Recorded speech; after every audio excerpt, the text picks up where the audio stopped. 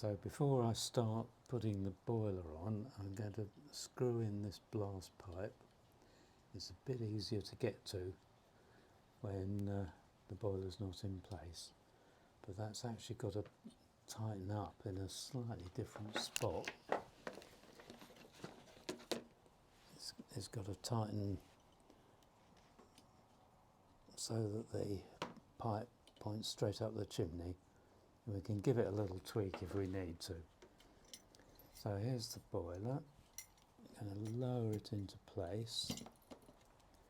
Then we've got the spacer and the screw. There's the spacer going over there. And try and get the screw in from underneath. Let's take the boiler off for a sec.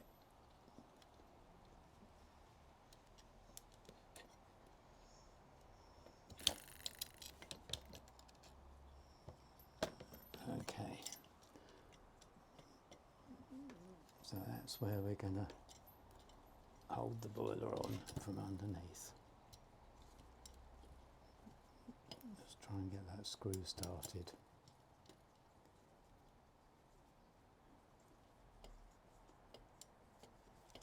Nearly there.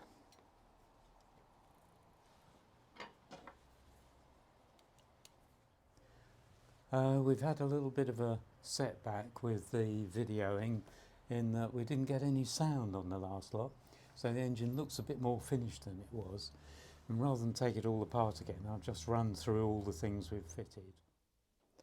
We've fitted these little bolts in the top of the saddle through to the smoke box.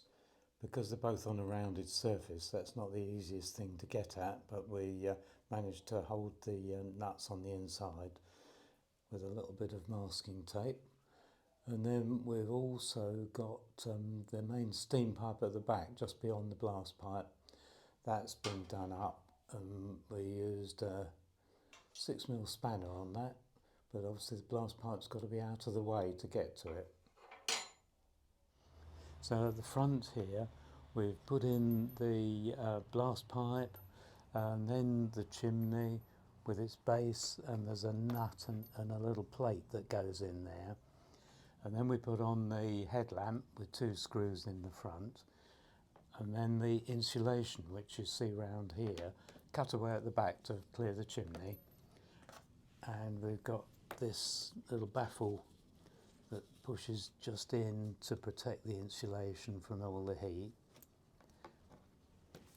So that's as far as we've got on the front of the loco. And then on the back we've fitted the lubricator, which is here. It's got a main steam pipe running through it, so we've had to attach that union and that union. These are quite fine threads, so just be aware, don't go putting them on with a spanner if they're cross-threaded. Try and make sure they go on nice and square. And then underneath we've added the blowdown for the lubricator, and we will be covering a similar blowdown on the water gauge, so it's more or less the same with a little ball inside and the fitting, which actually unscrews like so.